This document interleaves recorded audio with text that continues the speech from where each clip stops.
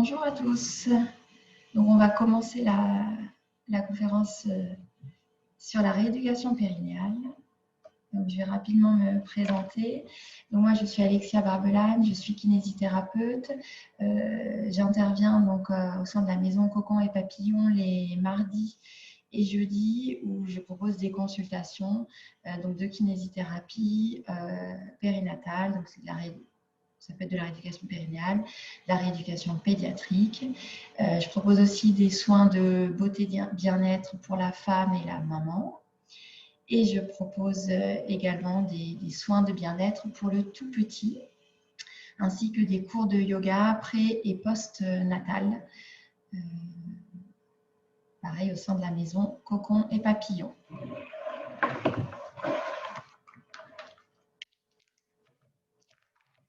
Donc aujourd'hui, j'aimerais vous parler d'un thème que j'affectionne particulièrement, c'est la rééducation pelvipérinéale.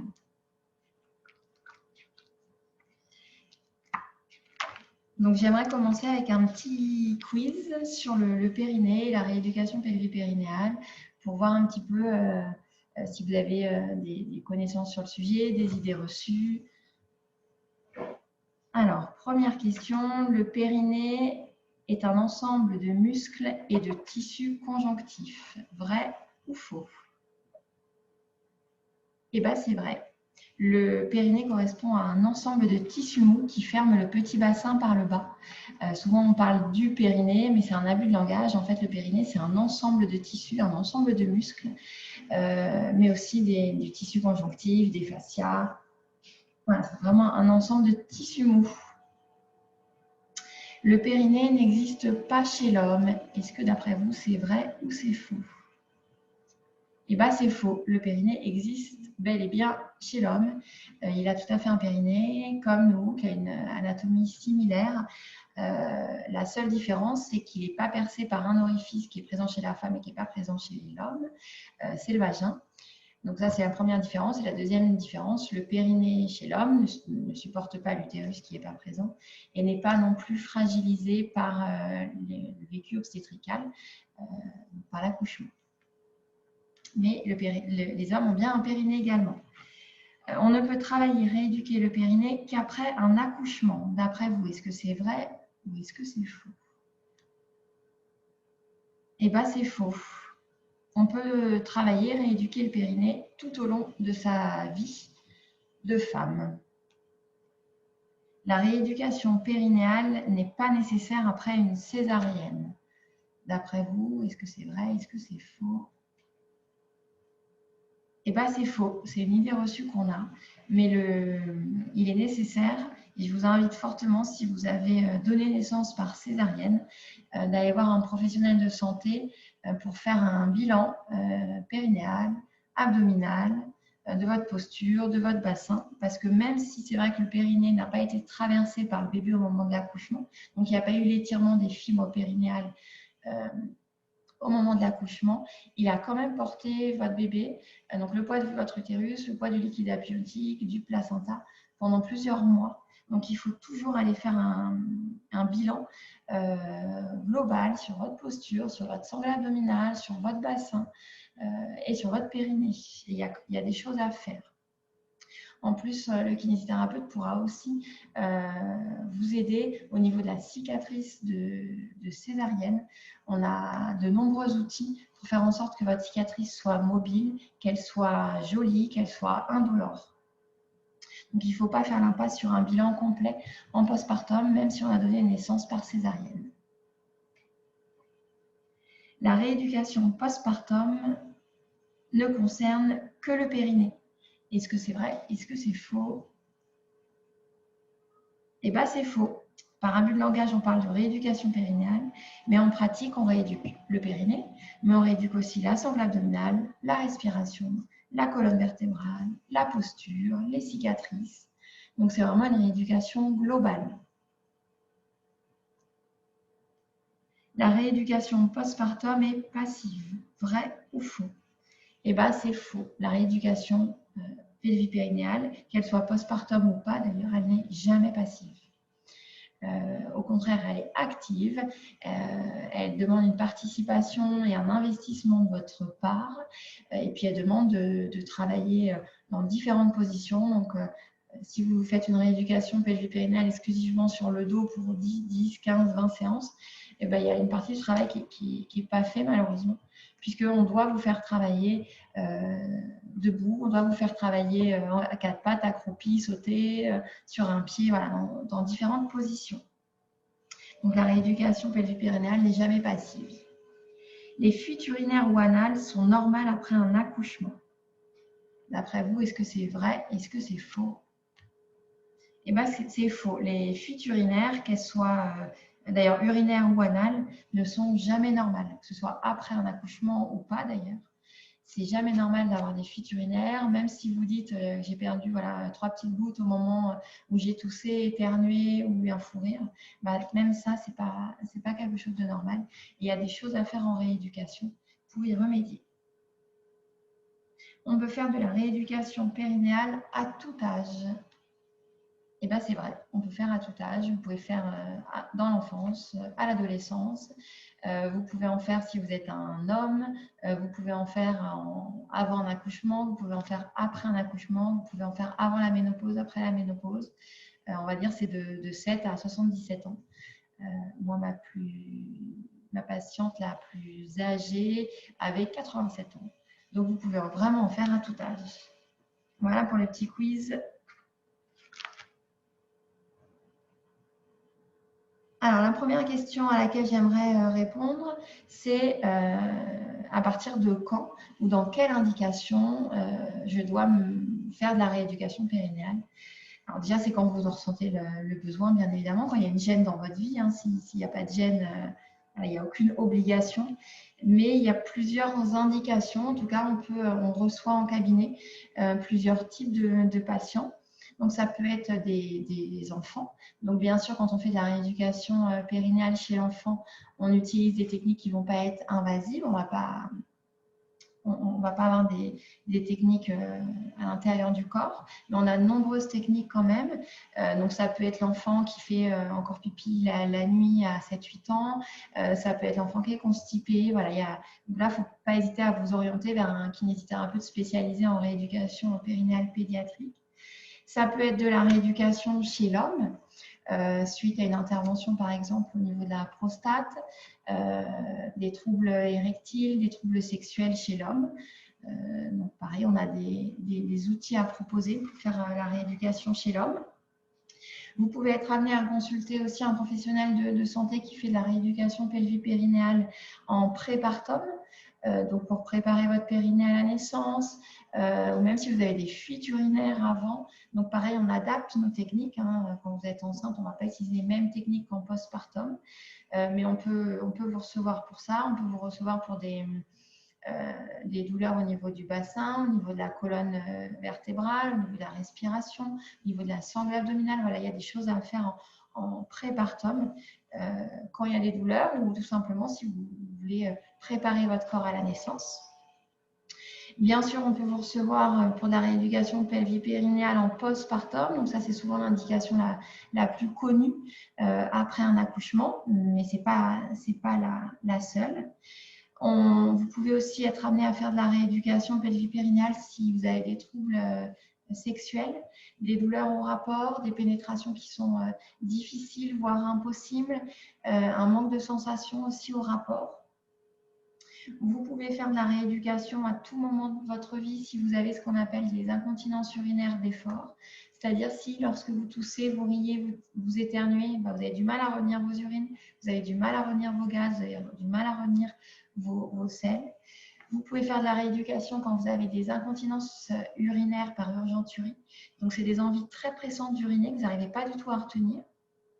Ou ça peut être si vous avez un combiné de tout ça, des fuites à l'effort, mais aussi des envies que vous n'arrivez pas à retenir.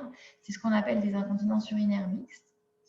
Vous pouvez faire de la rééducation si vous avez ce qu'on appelle dans le jargon médical des prolapsus. Prolapsus, donc en fait, c'est une descente d'organes. Donc, si vous avez une sensation de pesanteur ou de lourdeur dans le bas du ventre, par exemple, Ou même si vous voyez au niveau de la vulve, quand vous regardez avec un miroir ou même avec votre doigt, si vous sentez qu'il y a une petite excroissance ou une petite structure qui affleure le vagin, voire qui sort du vagin. Donc là, après, il faut voir si c'est une indication de rééducation, une indication chirurgicale.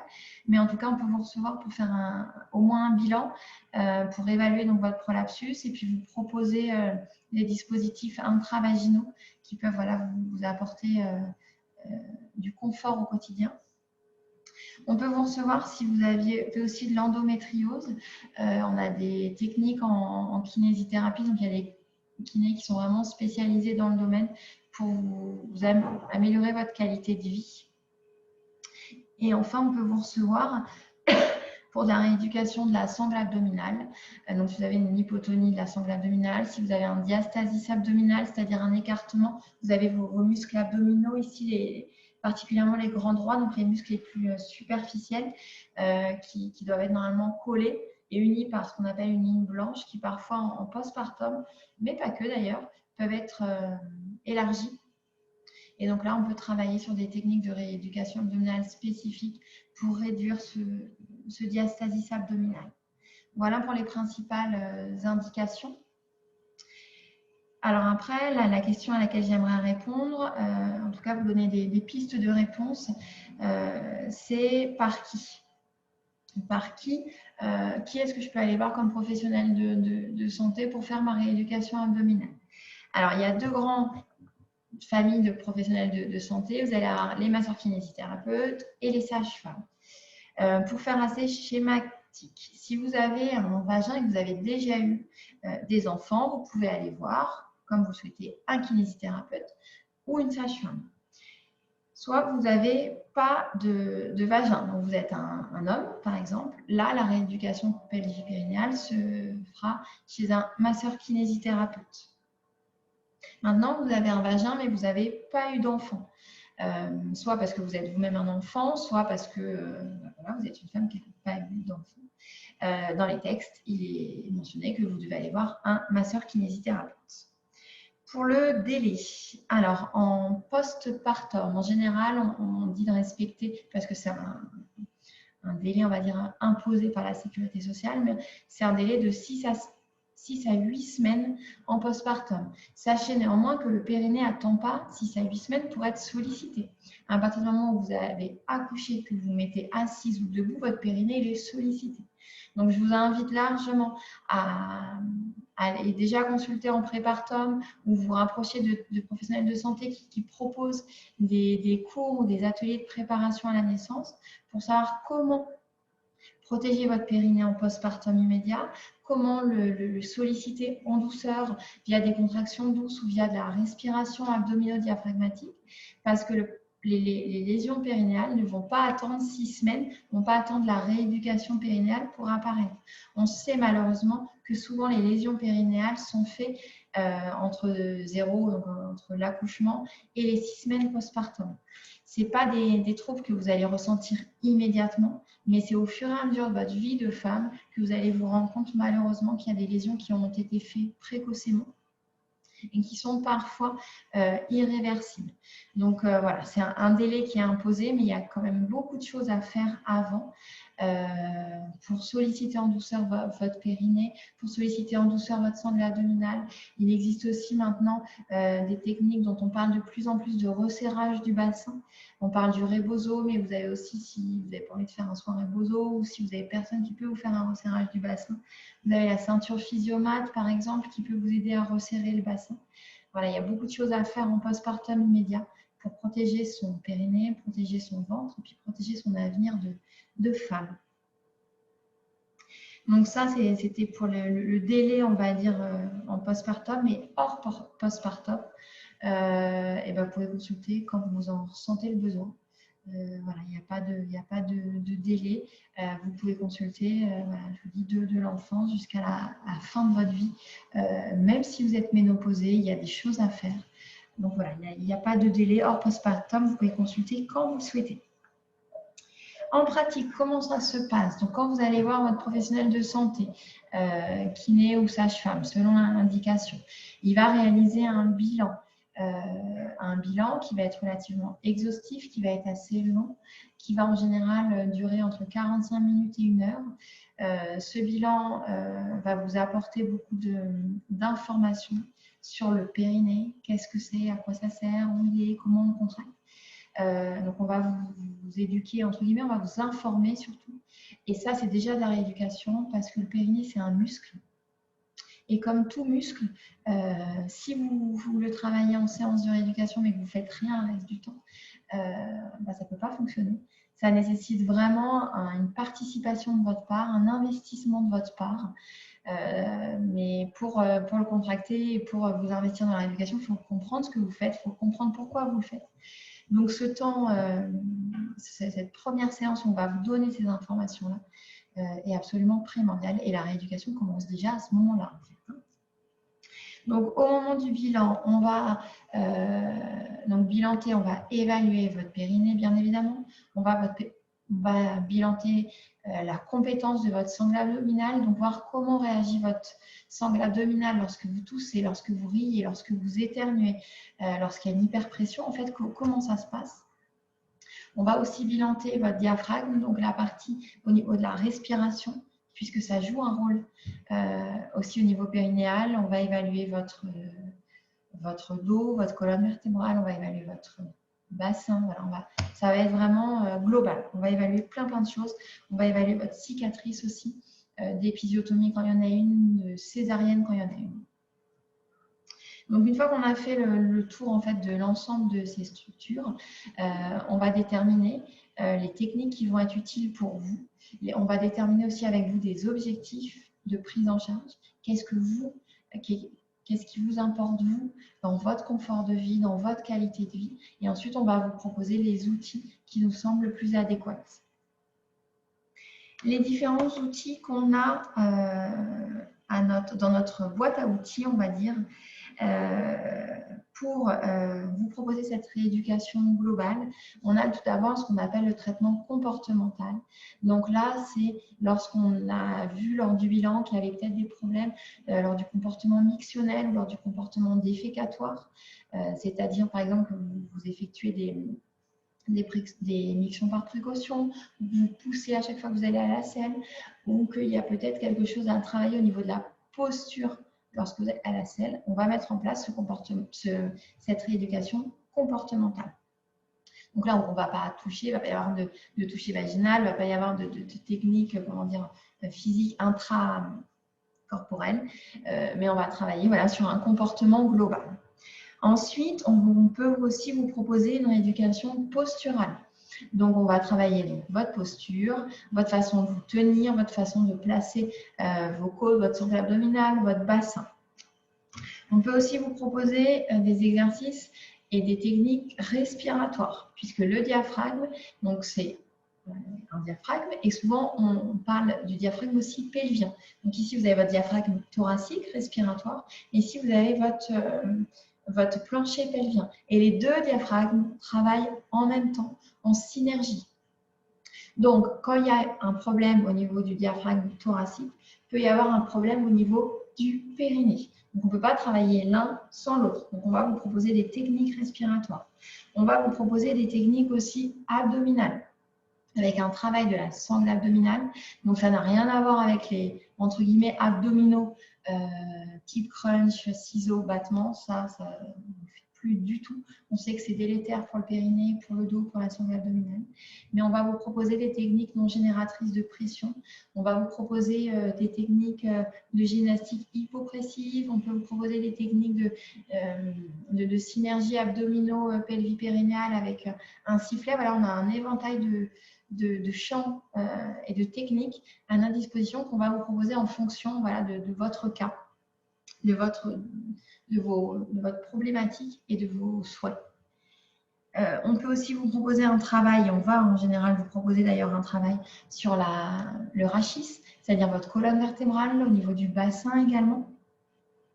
On va vous proposer, si c'est nécessaire, un travail des cicatrices d'épisiotomie, des cicatrices de césarienne, avec du massage manuel, avec des techniques instrumentales, des techniques antalgiques, des pansements compressifs, du K-tape avec un montage spécifique pour faire en sorte que votre cicatrice soit souple, soit mobile, soit jolie, si on peut, soit indolore.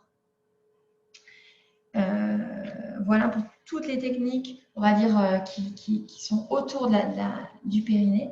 Et ensuite, on va vous proposer des techniques qui vont concerner un petit peu plus le périnée à proprement parler, même si les autres techniques s'intéressent aussi au périnée. Donc voilà, ici, vous avez le périnée. Tout ce qui est rouge, ici, c'est le périnée qui va du pubis en avant jusqu'au coccyx en arrière.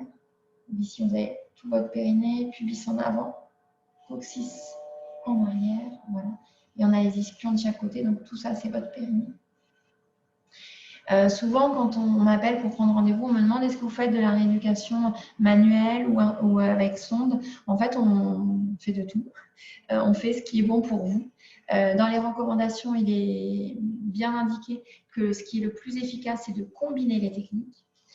Donc, votre thérapeute va combiner toutes les techniques. Bien sûr, pas au sein du même séance, puisqu'on ne peut pas travailler le périnée pendant 1 heure. Ce n'est pas l'objectif d'ailleurs. On va le travailler, on va dire, entre 20 et 25 minutes, selon ce qu'on travaille.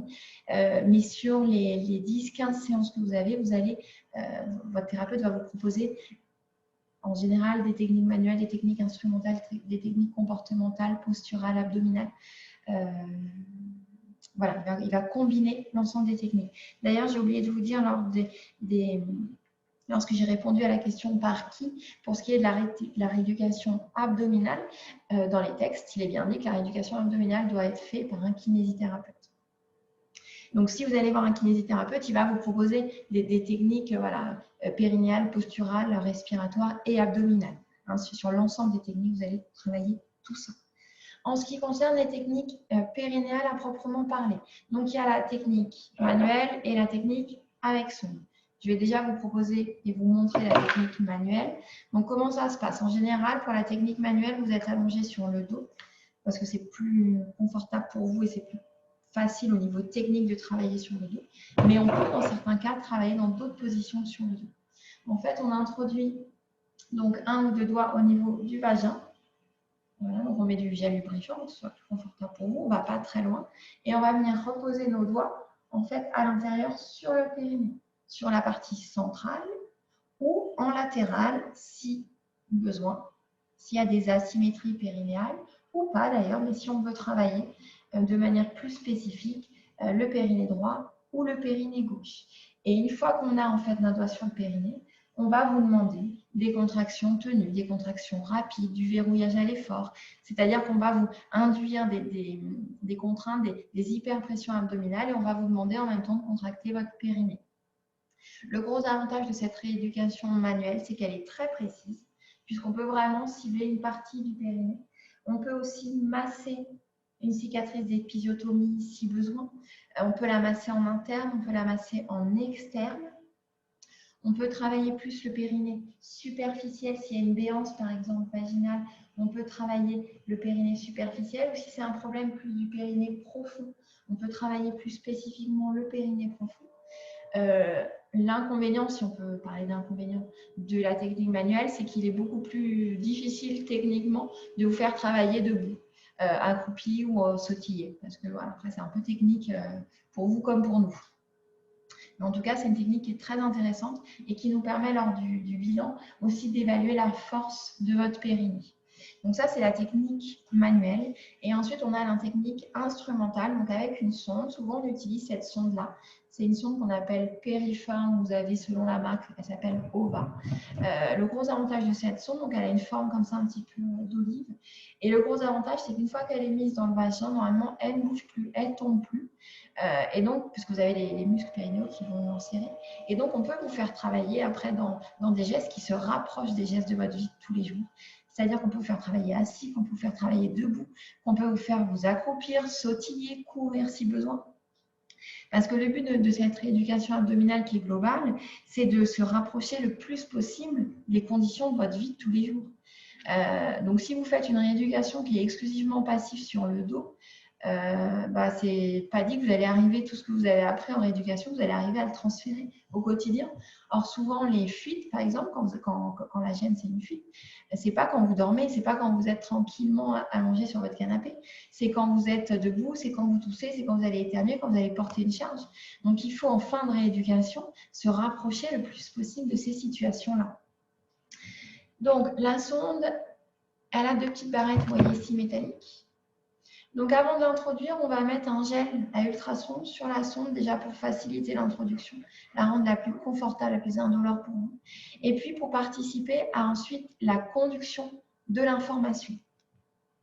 Donc, je vais vous montrer, je vais vous mettre la sonde dans le bassin et puis je vais vous expliquer.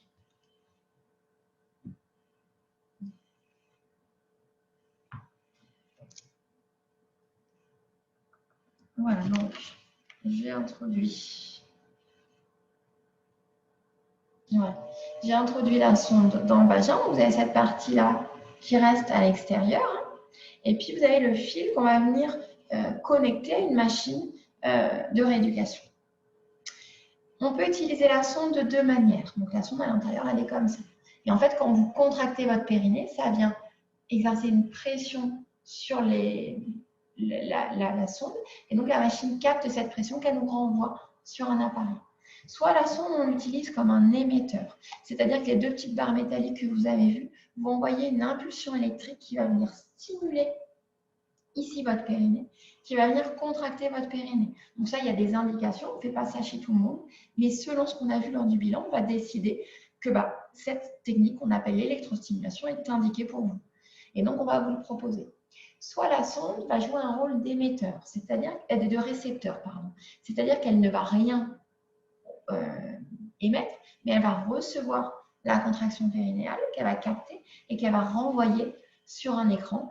Et ça va nous permettre de voir déjà la qualité de votre contraction, l'automatisme qu'il peut y avoir au niveau de la contraction périnéale. Et on va vous demander de faire différents exercices qui sont en général assez ludiques. Sur un écran, vous allez avoir des formes à suivre. Ça, c'est ce qu'on appelle le biofeedback. Autant l'électrostimulation, on va éviter de le faire debout. Ce n'est pas très confortable pour vous. Autant le biofeedback, alors là, on va le faire dans différentes positions. Dès que vous avez compris le principe, dès que ça commence à s'automatiser, vous êtes sûr que votre thérapeute va vous demander « passez debout ». On va s'accroupir, on va courir, on va sautiller, on va faire des squats. Voilà, pour se rapprocher, donc, comme je vous disais tout à l'heure, des conditions de votre vie quotidienne. Voilà pour les techniques instrumentales. Donc, pour conclure, ce que j'aimerais vous dire, c'est que la rééducation périnéale, elle a de nombreuses indications. À partir du moment où vous avez une gêne, qu'elle soit urinaire, qu'elle soit anale, qu'elle soit sexuelle, qu'elle soit au niveau d'une sensation de pesanteur, n'hésitez pas à aller consulter un kinésithérapeute ou une sage-femme pour faire un bilan et pour voir ce qu'on peut vous proposer pour vous apporter du confort de vie. Cette rééducation périnéale, elle ne doit en aucun cas être passive. Au contraire, elle doit être active. Vous devez être partie prenante de votre rééducation. C'est là que vous aurez les meilleurs résultats à court terme, mais surtout à moyen et à long terme. Parce qu'une fois que vous avez fait vos 10, 15, 20 séances de rééducation périnéale, il ne faut pas vous dire c'est fini le périnée, je ne veux plus jamais entendre parler, je ne m'en occupe plus. C'est un muscle, donc il doit être entretenu tout au long de votre vie de femme. Enfin, c'est une rééducation qui doit être globale, qui doit s'intéresser au périnée, certes, mais qui doit aussi s'intéresser à votre posture, à votre respiration, à votre sangle abdominale, à votre corps dans son intégralité, à votre comportement aussi mictionnel et défécatoire. Voilà, si vous avez des questions, je reste joignable, soit en commentaire, soit sur les réseaux sociaux, soit si vous avez besoin de consulter, je consulte à la Maison Coco et Papillon les mardis et les jeudis. Le périnée est un muscle essentiel dans votre vie et dans votre avenir de femme qui mérite vraiment toute votre attention et toute l'attention des professionnels de santé qui s'occupent de vous. Donc, n'hésitez pas à les solliciter, que ce soit en prépartum, que ce soit au moment de la naissance, que ce soit en postpartum, ou que ce soit tout au long de votre vie de femme, mais pas que, aussi si vous êtes un enfant, une adolescente qui présentait des gènes à ce niveau-là, ou également si vous êtes un homme qui présentait également des gènes. Il existe des réseaux, en tout cas de kinésithérapeutes, de sages-femmes, je ne sais pas, mais de kinésithérapeutes qui recensent les professionnels de santé spécialisés dans ces différents domaines. Donc, n'hésitez pas si vous en ressentez le besoin. Voilà, je vous souhaite un très bon dimanche. Il y a ma collègue Anaïs, qui est ergothérapeute, qui vous présentera une conférence à 13 h pour vous présenter les ateliers Stimul Ergo. Voilà, je vous souhaite un très bon dimanche à tous.